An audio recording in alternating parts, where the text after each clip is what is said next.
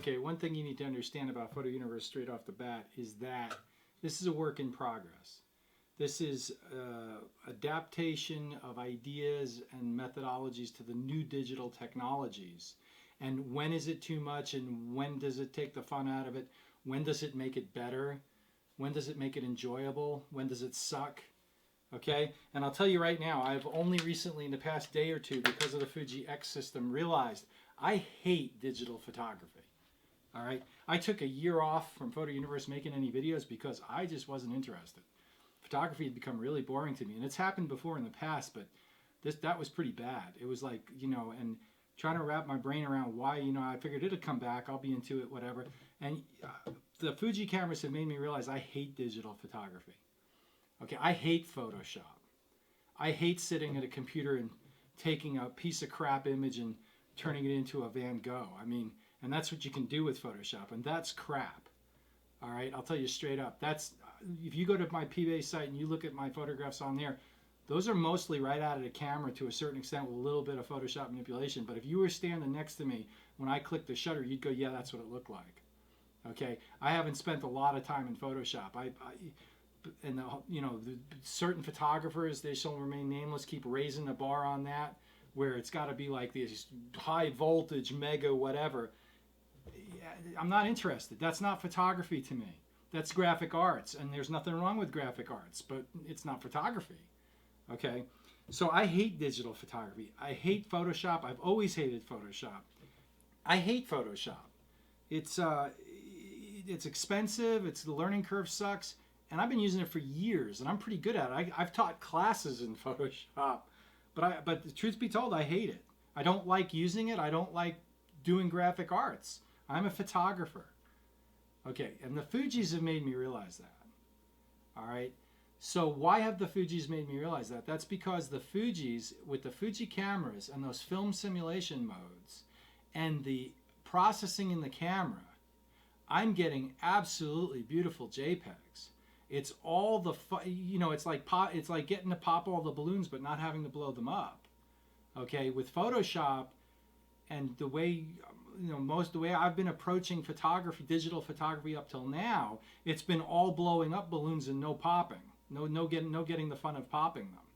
So that's why, that's the promise of the X system, and why I finally get it, I guess. I mean, other people might be like, oh, you know, I've known that all along.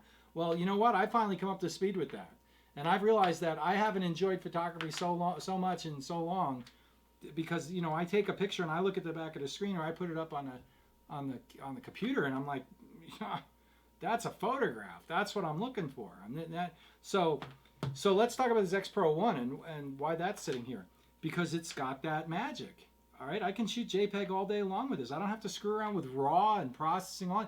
Look, I get it. If you're into that and you enjoy that and you enjoy Photoshop and you enjoy screwing around with your computer, rock on, okay? I enjoy making photographs.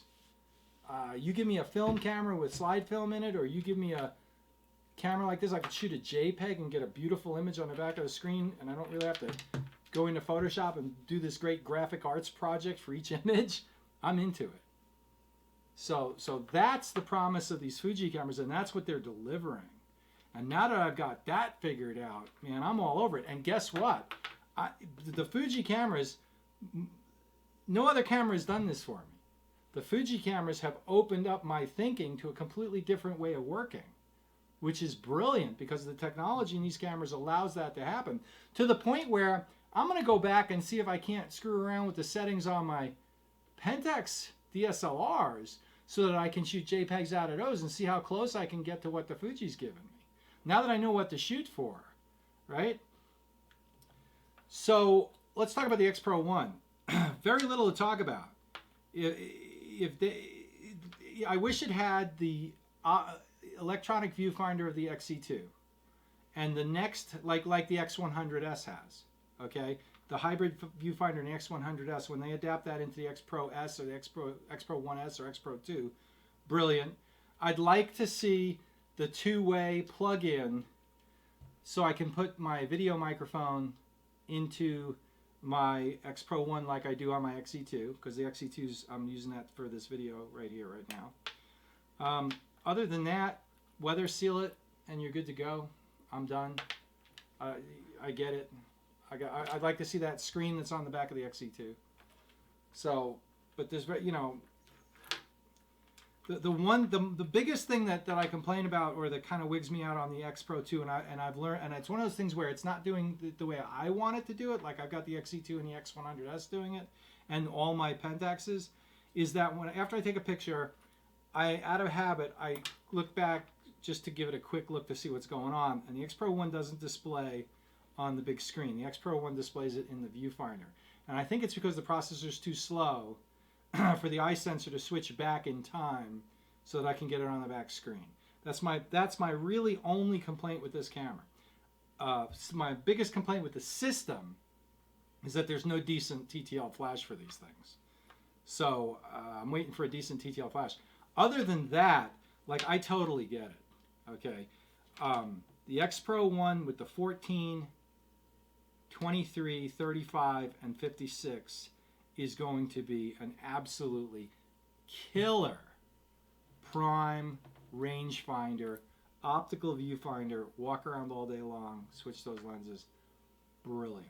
To the point where I really have no purpose anymore for the Pentax limited lenses. They never really made sense because there was no normal lens. There's no 35 f2 or 35, right? There's the 31-1.8, which is an FA lens. It's not a DA lens. There's the 35-2.8, which is a macro. It's a macro. It's not really a fast prime. It's a shortcoming on Pentax's side. I wish that they had more thought out that system, and there's more. The system was laid out a little bit better. If Pentax wants to know how to do it, do what Fuji did. You got your 14, 23, 35, 56. Brilliant. Because why is that brilliant? Because back in the day, the photographers could look at the Leica. It's the 21, the 35, the 50, and the 90 in Leica, or the 85. Those are your, I mean, you can do everything in the world with the 35, 50, and 85. Careers have been, legendary photographers have shot with those three lenses. Done. So, so my X Pro 1 is going to be, I have the 14, I'm getting the 23 and the 50, the 23 and the 35, and the 56 as soon as it's available. Those are going with my X Pro 1. That's going to be my rangefinder kit. And the zooms are going to go on the XE2 or the X Pro 1S, X Pro 2 when that comes out with the better EVF, because the EVF works great with the zooms and the optical viewfinder works great with the primes. The optical viewfinder doesn't work so great with anything beyond 60. It doesn't work at all. All right, that's another thing about the X Pro 1. But let me go back and just emphasize the fact that with the JPEG processing in this camera and the film simulation modes, Fujifilm is a company that knows what a photograph is supposed to look like. And this camera is delivering the goods to the point where I see the picture, okay? And I take the picture and I look on the screen and that's what I want to see. And I'm done. And it's liberating. It's like a film camera where I don't have to develop the film afterwards. I can shoot with a 32 gigabyte card and a bunch of batteries. I can shoot 4,000 or 5,000 pictures, and I don't have to go into Photoshop and screw around for an hour with each one of them to make them look the way I want to, because this camera is thinking the way I want it to look. I can't overemphasize that. That's why this Fuji system is going to kick everyone else's butt if anyone out there is awake, because your Panasonic Lumixes and your Sonys and your Olympuses aren't doing that. Okay? They're like everyone else, like your Pentaxes, Nikons, and Canons. They'll make the picture, but then you need to be a Photoshop wizard to go in there and turn it into something decent on a regular basis. And if you heard what I said on a regular basis. So that eliminates everybody going nuts over that statement. suffice it to say, I see it now. I get it. I enjoy the optical viewfinder so much on the X100S that I wanted to, and now I enjoy it on the X Pro 1. Even though the X Pro 1 is not up to the XE2 X100S speed standards, with all the firmware upgrades and stuff, it's not bad. It's usable. But I'm seeing this camera. The cup is now half full, not half empty, and I'm getting that. Plus, it's only $1,100 only. It's $1,100 US dollars right now for the body. This camera first came out, it was $1,700. That's not a bad savings, right? That makes this camera much more attractive, to add in to the system. So we need a good flash unit. We need the basically turn this into an XE2. Take the XE2, put the optical viewfinder, the hybrid viewfinder in it, and some weather sealing, and you've got the X Pro 1S or the X Pro 2, and I would gladly pay.